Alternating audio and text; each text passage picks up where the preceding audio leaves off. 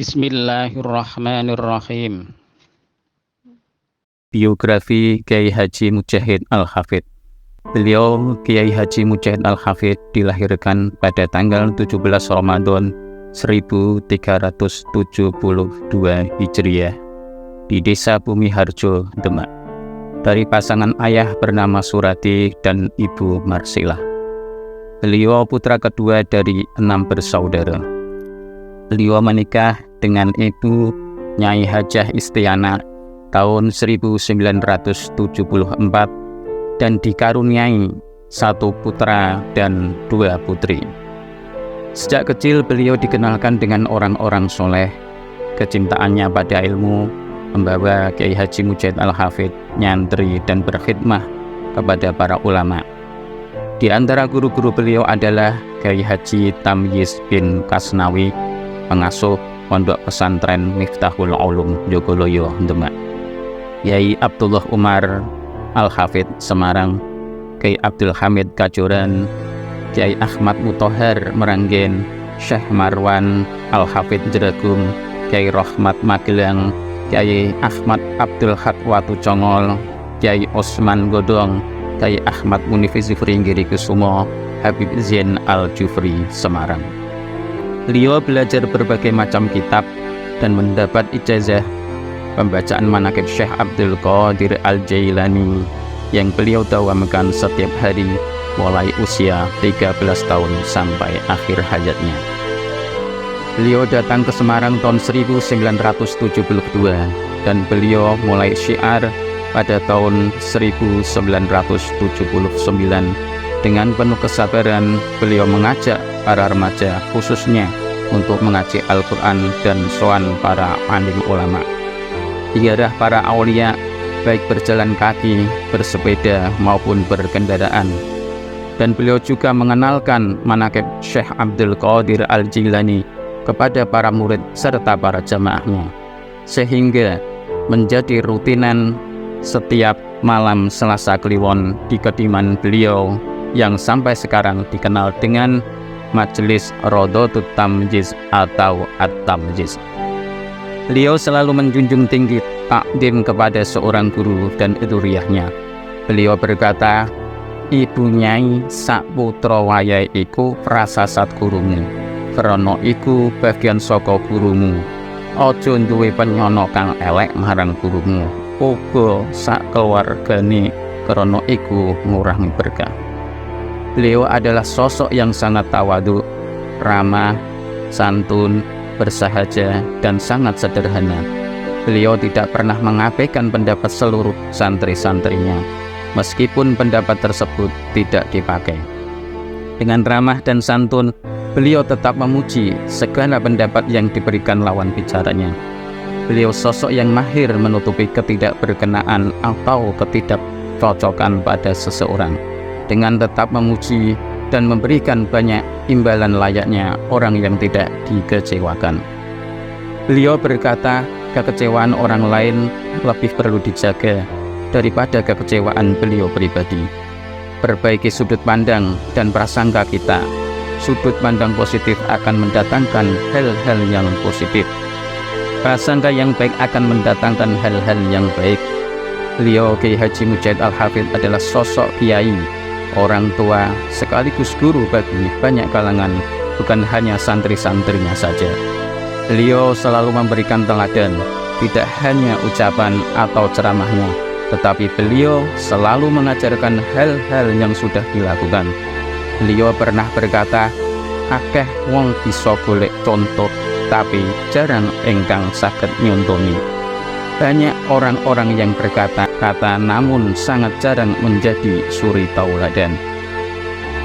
Beliau menekankan pada murid dan jamaahnya agar mempunyai rutinan atau amalan yang dilakukan secara istiqomah, walaupun sedikit dan waktu yang sebentar, karena dengan istiqomah akan mendatangkan berkah dan karomah.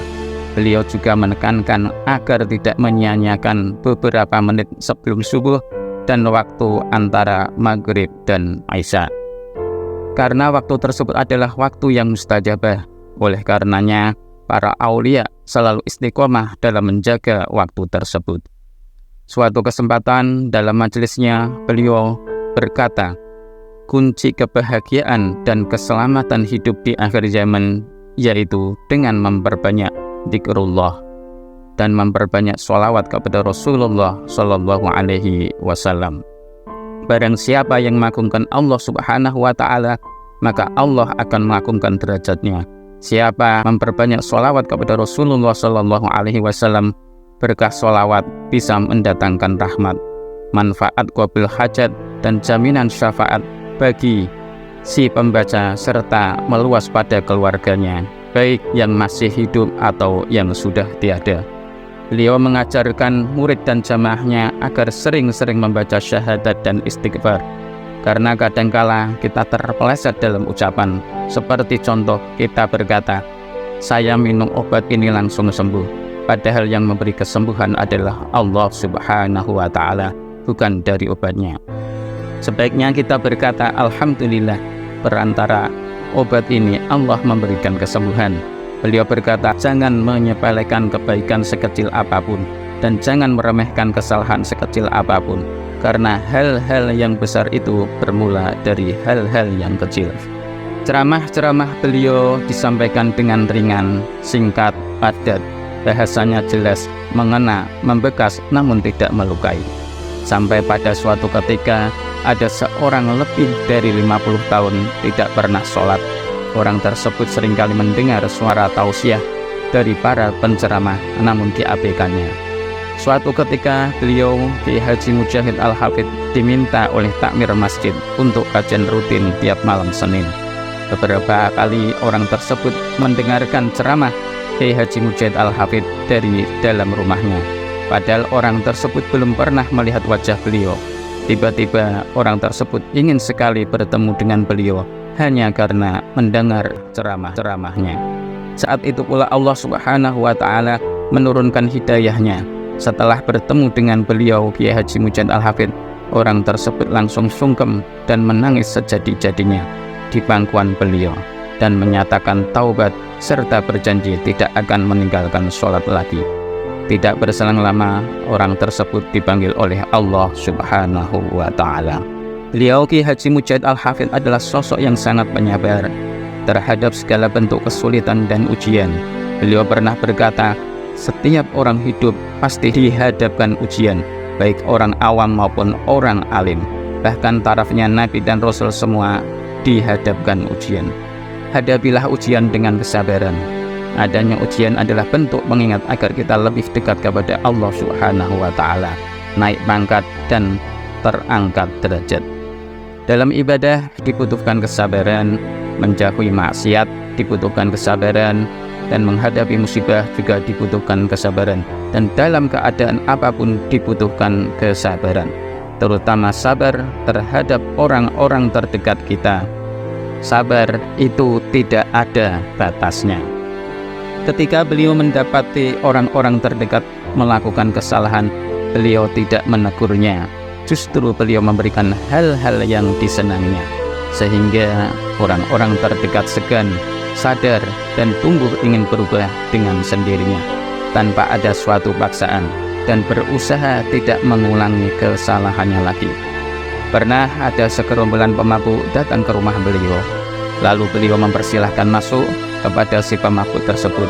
Lalu si pemabuk berkata, tapi saya ini dalam keadaan mabuk, Pak Yai. Beliau menjawab, tidak apa-apa, besok lagi kalau mabuk di rumah sini saja, biar tidak dilihat orang lain dan tidak mencontohkan yang tidak baik bagi orang lain. Yang penting kalau di sini harus sama ngaji. Beliau juga selalu mengalah terhadap siapapun. Apabila beliau dihina atau disakiti, beliau tidak membalas, bahkan orang tersebut malah dimuliakan.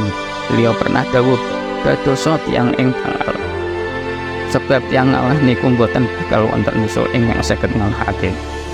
Di setiap ceramah beliau sering menekankan ojo kang panganggep wong liya luput utawa salah, senajan kenyataane wong iku sing luwih becik awake dhewe ndisiki mara njaluk ngapura. Beliau adalah orang yang sangat ikhlas dalam beramal, karena beliau sendiri pernah menyampaikan, Kur amal utawa lakon sing ikhlas sing bakal langgeng uga ditampa Allah Subhanahu wa taala. Beliau tidak pernah mengeluh walaupun dalam keadaan sakit.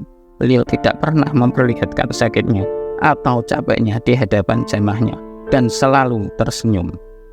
Beliau selalu mengajarkan kepada jamaahnya, ojo mikir sesuk bakal piye. Sing ana saiki yo dilakoni uga disyukuri. Sambungan batin beliau terhadap muridnya sangat kuat. Dibuktikan dari pengakuan banyak muridnya. Beliau sering datang tanpa diduga-duga dan silaturahmi ke tempat murid atau jamaahnya. Di saat murid atau jamaahnya dalam keadaan masalah, beliau datang menghibur dan menyelesaikan masalah tersebut sampai tuntas. Beliau Kiai Haji Mujahid Al-Hafidh adalah sosok yang sangat dermawan. Kebiasaan sedekah beliau yang tidak pernah memilih atau memilah berapa jumlah nominal yang ada di saku yang akan disedekahkan. Kata beliau, mumpung diparingi kesempatan bisa nglakoni keapian, monggo ojo disia-siakno. Urusan keapian unggahno keyakinan, ojo nganggo hitung-hitungan matematika utawa teori. Krana Allah ora bakal nyak-nyakno keapian ingkang dilampahi kawula.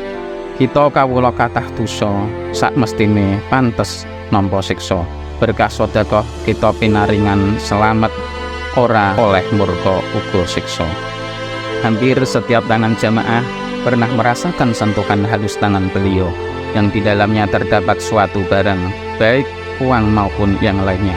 Dan tak jarang beliau harus jalan kaki ketika sedang berada di luar rumah, karena uang beliau sudah disedekahkan pada orang-orang yang beliau temui dan sampai tak tersisa lagi. Kedermawanan beliau terbawa sampai menjelang wafatnya. Ketika di rumah sakit, beliau menyuruh istrinya untuk memberikan apa saja kepada siapapun yang membesuk dengan mengatakan, apa yang mereka sukai berikanlah. Beliau pernah berkata, andaikan tidak bisa sedekah dengan materi, bersedekahlah lewat doa. Seperti contoh, ketika kita melewati orang jualan, doakan agar jualannya laris. Ketika melewati rumah sakit, kita berdoa agar yang sakit diberi kesembuhan. Serta apabila melewati kuburan, kita doakan agar ahli kubur diberi keampunan dan kenikmatan alam kubur. Kalau tidak, sedekahlah pada hewan-hewan ciptaan Allah Subhanahu wa ta'ala, memberi makan kucing atau semut. Yang penting sedekah. Beliau menekankan pada jemaahnya agar lebih mengutamakan kepentingan orang lain daripada kepentingan sendiri. Semangat dakwah dan kasih sayang beliau terhadap murid dan jemaahnya terbawa sampai beliau meninggal, dan terbukti ketika menjelang wafatnya di rumah sakit dalam keadaan setengah sadar, beliau sempat bertausiah, yang akhir dari tausiahnya beliau berdoa, ya Allah Gusti, mugi panjenengan dadosaken sedaya jamaah ingkang sae menggah panjenengan, jamaah ingkang gadhe sifat sabar, ngalah, nrimo, loman, seneng nalikane ning donya lan akhirat. Nikmat dunia, nikmat akhirat, mulya dunia, mulya akhirat, sugih dunia, sugih akhirat, bejo dunia, bejo akhirat, bahagia dunia, bahagia akhirat, selamat dunia, selamat akhirat. Inilah nasihat beliau. Dadi wong sabar, ngalah, nriman lan loman. Dadi wong sing apa anane aja ana apane. Akehna syukur mesti bakal makmur. Nek butuh marang wong liya sekirane bisa dicangko mara, aja SMS utawa telepon, iku luwih berkesan. Aja getun utawa nyesel merga wis berbuat apik marang liyan, nalika kabeh iku ora oleh piwales ingkang sepadha. Sebab boten wonten keapian sing sia-sia. Balasan sangka Allah Ta'ala luwih luas, ora bisa disangka-sangka, uga ora bisa dikira-kira. Dadi tiyang ingkang manfaati dumateng liyan, menawi dereng saged, minimal ampun ninggal perkara ala sing mudharati marang liyan. Nek dienyek aja serik, nek dialem aja seneng. Aja gampang nganggep wong liya luput utawa salah. Umpama kasunyatane wong iku kang luput luwih becik, awake dhewe ndhisiki mara aja njaluk ngapura. Dadi tiyang ingkang ngalah, sebab wong ngalah iku bakal boten wonten musuh ingkang saged ngalahake. Husnudon utawa panjenengan apik niku saged ngresiki ati lan dados penangkal segala penyakit ati sanesipun. Ampun ngantos selami sekawan dosa dina boten ziarah dhateng ulama utawa aulia karena bisa ndadekno ati mati. Sekira angel golek guru mongko seringa ziarah marang piyantun-piyantun soleh walaupun sampun sedo karena beliau tansah gesang saklawase dhateng ngarsanipun Gusti Allah Subhanahu wa taala. Biasane sowan marang ulama ingkang yuswanipun langkung 3 tahun keranten berkahipun langkung ageng napa ingkang dipun dawuhaken leres-leres medal saking manah netepana ajaran Ahlus Sunnah wal Jamaah keranten niku ajaran ingkang luwes tur luas nyambung sanata marang sosok ingkang gadah pelajaran sabar ngalah neriman loman keranten niku sosok sing bisa dipun dhereki dunya akhirat namung lampah ingkang ikhlas sing bakal kekal uga ketampa ing ngarsane Allah Subhanahu wa taala. Hadirin hadirat rahimakumullah. Subhanallah, inilah figur orang soleh yang amal-amal solehnya terbawa sampai wafatnya. Senyum beliau, kebiasaan sedekah beliau, ibadah beliau, wirid beliau, sholat malam beliau terbawa sampai wafat. Bahkan cinta kasih beliau kepada murid dan jamaahnya pun terbawa sampai wafatnya. Dengan dibacakannya biografi beliau, kita berharap semoga kita mendapatkan keberkahan bisa mempraktekkan ajaran beliau dalam kehidupan sehari-hari sehingga membawa perubahan pada diri kita menjadi pribadi yang lebih baik menurut Allah Subhanahu wa taala dan Rasulullah sallallahu alaihi wasallam. Saat ini guru kita Kiai Haji Mujad Al-Hafidz telah wafat. Saat ini dohir kita terpisah dengan beliau, tapi sesungguhnya beliau lebih dekat dalam batin kita. Cinta kasih beliau tetap ada untuk kita. Ajaran dan majelisnya tetap ada, dan itu adalah tugas kita bersama untuk meneruskannya. Dan kita bermohon kepada Allah Subhanahu wa taala, semoga kita dijadikan golongan yang selalu cinta pada ulama, aulia Allah, mengikuti dan menetapi jalannya sehingga kita bersambung kepada Rasulullah sallallahu alaihi wasallam, mendapatkan syafaat dan berkumpul di surga Allah bersama Rasulullah sallallahu alaihi wasallam. Amin amin ya rabbal alamin.